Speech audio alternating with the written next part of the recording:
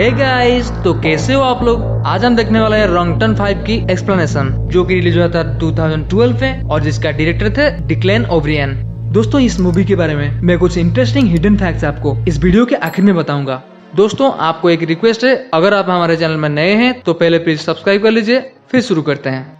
Fair lake city के सारे लोग अपने फेस पे अलग अलग तरह की मास्क पहन के mountain man music festival celebrate कर रहे थे। कॉलिन वेबर नाम की एक रिपोर्टर उस फेस्टिवल पे न्यूज कवर करने के बाद वेस्ट वर्जीनिया की जंगल की ओर जॉगिंग के लिए चली जाती है और अनजाने में जॉगिंग करते हुए कॉलिन घनी जंगल के अंदर चली जाती है। सॉटूथ, वन आई और थ्री फिंगर एक एक करके उसके सामने आके खड़े हो जाते हैं, लेकिन हम देखते हैं कि रिपोर्टर कॉलिन को कुछ भी डरावना फील नहीं होती है, क्योंकि उसे लगने लगती है कि उस फेस्टिवल के कुछ लोग डरावनी मास्क पहन के उसके साथ प्रांक कर रहे हैं। इसीलिए कॉलिन उन लोगों को मजाक में लेते हुए उन लोगों का पीछा छुड़ाने के लिए थ्री फिंगर को अपनी मिडिल फिंगर दिखाती है। लेकिन तभी हम देखते हैं कि थ्री फिंगर अपना चाकू निकाल के उसकी मिडिल फिंगर को उसकी हाथ से अलग कर देता है। फिर कॉलिन डर के मारे तिल मिलाते हुए वहाँ से भागने लगती है। मेनार्ड अडेस नाम का एक आदमी आके वहाँ पे उस रिपोर्टर कॉलिन का हेल्प करते हुए उसे लेके एक झाड़ी के साइड में छिपा देता है। लेकिन थोड़ी ही देर में हमें पता लगता है कि ये मेनार्ड नाम का आदमी भी उन लोगों के साथ मिला हुआ है। ये मेनार्ड नाम का आदमी उन लोगों का लीडर है, जो कि इस लड़की के साथ नाटक कर रहा था।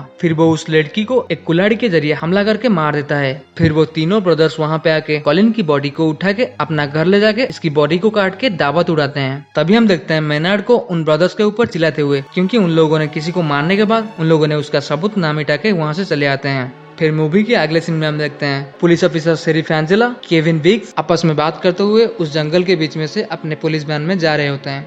अगले सीन में हमें दिखाया जाता है जूलियन, उसके दोस्त बिली और उसकी गर्लफ्रेंड क्रूज, गॉस और उसकी गर्लफ्रेंड लीता, ये 5 कॉलेज फ्रेंड्स एक साथ मिलके एक कार पे उस माउंटेन मैन म्यूजिक फेस्टिवल के लिए जा रहे थे। वेस्ट वर्जीनिया की उसी घनी जंगल के बीच में से जब वो जा रहे थे, तभी सडनली मेनार्ड उन लोगों के गाड़ी के सामने आके खड़ा हो जाता है। फिर ये दोस्तों ने उसका जान बचाते हुए अपनी कार को लेके एक बड़ा वाला पेड़ पे ठोक देते हैं। मेनार्ड उस रोड पे पड़ के बेहोश होने की नाटक करता है, लेकिन बिली को पूरी तरह से यकीन था कि वो आदमी से ये गाड़ी बिल्कुल भी नहीं टकराया है। जब बिली उसको चेक करने के लिए आता है, तब मेनार्ड उसे एक चाकू से हमला कर देता है। फिर बिली, गॉस और जूलियन तीनों मिलके मेनार्ड को मारने लगते हैं और वो तीनों म्यूटेंट ब्रदर्स सॉटूथ, वन आई और थ्री फिंगर ये सारा नजारा कुछ पेड़ और झाड़ियों के बीच में से छुपके से देख रहे होते हैं। पर थ्री फिंगर उन लोगों के ऊपर हमला करने के लिए एक तीर के जरिए निशाना साधने के लिए कोशिश करता है, पर तभी हम देखते हैं वहाँ पे पुलिस पहुंच जाती है। शेरिफ एंजेला उन लोगों को अरेस्ट करके पुलिस स्टेशन ले जाते हैं और डेप्यूटी ऑफिसर केविन विग्स वहाँ पे अकेला इंतजार करते हैं उस गाड़ी के साथ। और फिर हम देखते हैं थ्री फिंगर डेप्यूटी केविन को एक एक तीर मार के उनको घायल कर देता है और वो तीनों ब्रदर्स केविन के पास आके उसे मार देते हैं। और दूसरी तरफ हम देखते हैं पुलिस स्टेशन में बिली शेरिफ एंजेला के सामने खुद को दोषी कबूल करते हुए अपने दोस्तों को पुलिस की हिरासत से आजाद करने में सफल रहता है, क्योंकि उसे पता है कि अगर उसके दोस्तों ने यहाँ से बाहर निकल जाते हैं तो सारे दोस्तों ने इस झमेले से निकल के फिर से उस माउंटेन मैन म्यूजिक फेस्टिवल पे जा सकते हैं। फिर सारे दोस्तों ने मिलके एक होटल पे जाके वहाँ पे रूम ले लेते हैं।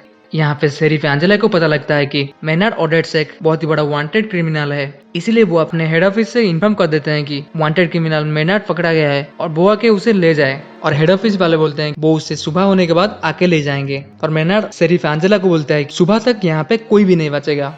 आगे हम देखते हैं कि थ्री फिंगर और उसके ब्रदर्स मिलके अपने बॉस मेनार्ड को बचाने के लिए पहले तो अपने ट्रक से खींच के मोबाइल टावर गिरा देते हैं, ताकि शेरिफ एंजेला अपनी हेड ऑफिस से कांटेक्ट ही ना कर पाए। फिर ये लोगों ने उस एरिया की पावर प्लांट पे पहुंच जाते हैं, जहाँ पे वो उस सिक्योरिटी गार्ड को हाई वोल्टेज करंट के जरिए उसको वहीं पे मार डालते हैं और फिर ट्रांसफार्मर पे हमला करके उस एरिया की पावर कट कर देते हैं।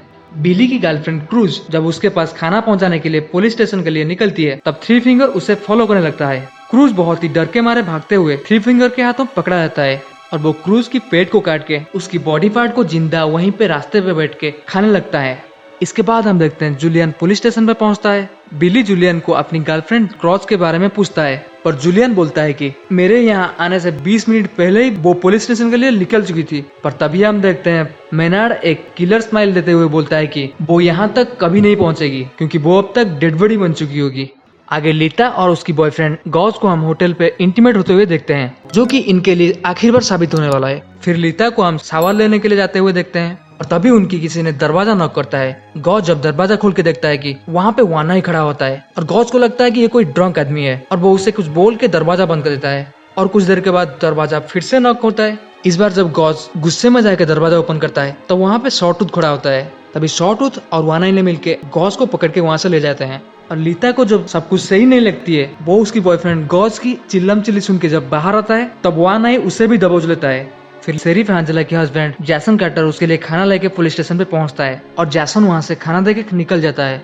फिर हम देखते हैं तीनों म्यूटेंट ब्रदर्स गॉस को अपनी ट्रक और एक पेड़ पे बांध के उसकी दोनों पैर को हथौड़े में हमला करते हुए एकदम से छल्ली कर देते हैं और वो तीनों ब्रदर्स उसे लेके पुलिस स्टेशन के बाहर रोड पे छोड़ देते हैं। जब गॉज लंगड़ाते हुए अपने दोस्तों को आवाज देने लगता है, तब शेरिफ एंजेला और उसके दोस्तों ने उसकी तरफ भागते हैं उसे बचाने के लिए। पर तभी अपनी प्री प्लान के हिसाब से ये तीनों म्यूटेंट ब्रदर्स सबके सामने ही गॉस के ऊपर अपना ट्रक चढ़ा के उसे जान से मार डालते हैं। फिर हम देखते हैं ये इमरजेंसी सिचुएशन को देखते हुए शेरिफ एंजेला बिली के साथ और एक प्रिजनर को लकअप से आजाद कर देती है। उन लोगों को एक एक शॉटगन पकड़ा के टेम्पोररीली डिप्यूटी अपॉइंट कर लेती है और बोलती है कि अभी अगर तुम लोगों ने मेरा हेल्प करोगे तो मैं तुम्हें तुम्हारे केस के लिए कोर्ट पे तुम्हारी हेल्प करूंगी। फिर शेरिफ एंजेला रोड की दूसरी तरफ एक शॉप में जाती है एक बैकअप जनरेटर स्टार्ट करने के लिए, ताकि रेडियो के थ्रू किसी का कांटेक्ट करके मदद बुला सके। जब एंजेला जनरेटर स्टार्ट करके फिर से पुलिस स्टेशन पहुंच के किसी को रेडियो पे कांटेक्ट करने की कोशिश करती है, वो रेडियो के थ्रू एक लड़के को कांटेक्ट करने में सफल रहती है, लेकिन वो लड़का इनकी बातों को सीरियसली ना लेते हुए इनको इग्नोर कर देता है। तभी दरवाजा नॉक होने की आवाज सुन के वो दूसरा वाला प्रिजनर गोली चला देता है। पर हम देखते हैं कि बाहर लीता खड़ा हुआ था, उसे गोली नहीं लगा था, लेकिन वो गोली की आवाज से नीचे गिर पड़ा। लेकिन तभी लीता की नजर वहाँ पे पड़े हुए उसकी बॉयफ्रेंड गॉस की लाश पे पड़ती है। गॉस की हाथ का अंगूठी से उसे पहचानते हुए लीता रोते हुए बहुत जोर से चिल्लाने लगती है। बिली और जूलियन लीता को अंदर लाके शांत करने की कोशिश करते हैं, पर तब तक किसी को पता नहीं था कि बिली की गर्लफ्रेंड क्रॉस की भी मौत हो चुकी है। इसीलिए बिली उसे ढूंढने के लिए निकलता है, लेकिन शेरिफ एंजेला उन्हें रोकती है। पर बिली शेरिफ एंजेला से बोलता है कि या तो तुम मुझे फिर से लकअप पे बंद कर दो, नहीं तो मैं अपनी गर्लफ्रेंड क्रॉस को ढूंढने जाऊंगा, क्योंकि मैं उसे बहुत प्यार करता हूँ। शेरिफ एंजेला उसकी फीलिंग्स और सिचुएशन को समझते हुए उसे एक शॉटगन पकड़ा के जाने के लिए परमिशन दे देते हैं और जूलियन भी बिली के साथ एक गन लेकर निकल जाता है। फिर बिली और जूलियन दोनों मिलकर ढूंढते हुए क्रॉस की लाश को रास्ते में पड़े हुए देखते हैं। तभी थ्री फिंगर इन लोगों को छेड़ते हुए भागने लगता है। फिर बिली और जूलियन उसको गन पे फायर करते हुए उसके पीछे पीछे भागने लगते हैं। प्लान के हिसाब से तीनों म्यूटेंट ब्रदर्स बिली और जूलियन को गुमराह करके पकड़ लेते हैं। जब बिली को होश आता है तो वो देखता है कि उसे एक बहुत बड़ा सॉकर फील्ड के बीच में ही जिंदा गाड़ दिया गया है। खाली उसका सर ही बाहर निकला हुआ है और उसके दोस्त जूलियन को भी गोल पोस्ट पे एक चेन पे बांध दिया गया है। फिर हम देखते हैं थ्री फिंगर एक बड़ा कटिंग मशीन के थ्रू बहुत ही डरावना तरीके से एक एक करके पहले बिली और उसके बाद जूलियन को काट के उन दोनों के बॉडी को कीमा बना के मार डालता है। बहुत देर के बाद जब बिली और जूलियन नहीं लौटते हैं, तब शेरिफ एंजेला वो दूसरे वाले प्रिजनर मॉस को बाहर से हेल्प लाने के लिए अपनी कार दे के भेजती है। पर हम देखते हैं कि रास्ते में ही मॉस का एक्सीडेंट हो जाता है, जो कि वो तीनों म्यूटेंट ब्रदर्स के बिछाए हुए एक टायर की वजह से हुआ। फिर वो तीनों ब्रदर्स मॉस को वो पुलिस स्टेशन के पास लेके उसे एक ड्रम के अंदर डाल के नीचे से आग लगा देते हैं और मॉस की चिल्लाने की आवाज सुन के शेरिफ एंजेला उसकी तरफ भागती है। तभी वहाँ पे एक धमाका होता है और दूसरी तरफ पुलिस स्टेशन के अंदर हम देखते हैं मेनार्ड लीता को झूठ बोल के अपनी जाल में फंसा के खुद को आजाद कर देता है और उसके बाद वो लीता की दोनों आंखें निकाल के उसे पूरी तरह से अंधी कर देता है। जब मेनार्ड एक गन लेके स्टेशन से बाहर निकलता है, तब शेरिफ एंजेला शॉटगन से एक गोली मार के मेनार्ड को घायल करके फिर से उसे लॉकअप में डाल देती है। तब स्टेशन के बाहर शेरिफ एंजेला अपनी हस्बैंड जेसन कार्टर को उनकी कार के अंदर बंधा हुआ पाते हैं और जब एंजेला जाके उस कार की डोर को खोलती है, दो वायर के जरिए बंधा हुआ एक धारदार चाकू उसकी हस्बैंड जेसन को बीच में से चीर देता है, जो कि थ्री फिंगर के द्वारा पहले से बिछाया हुआ एक ट्रैप था। और तभी थ्री फिंगर ने पीछे से अपना ट्रक से जोरदार धक्का देता है। जेसन को वहीं पे अपना जान गंवाना पड़ता है, लेकिन जैसे तैसे करके एंजेला अपनी जान बचा लेती है। लेकिन थ्री फिंगर वहाँ पे आके एंजेला को बहुत मार मार के बेहोश कर देता है। और मूवी के आखिरी भाग में मेनार्ड को लॉकअप के अंदर बैठे बैठे ही अंधी लड़की लीता को बहुत कुछ जलील करते हुए देखते हैं और हम देखते हैं अंधी लीता तड़पते हुए जैसे तैसे करके स्टेशन से बाहर निकल जाती है। और जब शेरिफ एंजेला को होश आती है, तब वो खुद को लॉकअप के अंदर खुद की हाथ बंधी हुई पाते हैं और तीनों म्यूटेंट ब्रदर्स पूरे के पूरे स्टेशन के अंदर पेट्रोल छिड़क रहे होते हैं। और फिर मेनार्ड एंजेला को मरने के लिए दो ऑप्शन देता है, एक तो बड़ी दर्दनाक तरीके से वहाँ पे आग से जल के मरने के लिए, और दूसरा ऑप्शन आसानी से मौत, जो कि उसकी पैर के पास एक ट्रिगर लगाया गया था जिससे आसान मौत के लिए वो ट्रिगर के जरिए खुद की भेजा को उड़ा सकती है। जब मेनार्ड स्टेशन पे आग लगा के बाहर निकलता है, तब उसे एक गन शॉट की आवाज सुनाई देता है, जिससे उसे पता चल जाता है कि शेरिफ एंजेला आसानी से मरने के लिए वो ट्रिगर वाला दूसरी ऑप्शन को चुन लिया था। और मूवी की आखिरी सीन में अंधी लीता को हम देखते हैं, जो कि भटकते हुए जाके रोड पे पहुंच गई थी। जब वो एक गाड़ी की आवाज सुन के उसे रोकने की कोशिश करती है, तभी हम लोगों को पता चलता है कि ये वही म्यूटेंट ब्रदर्स और मेनार्ड का गाड़ी था।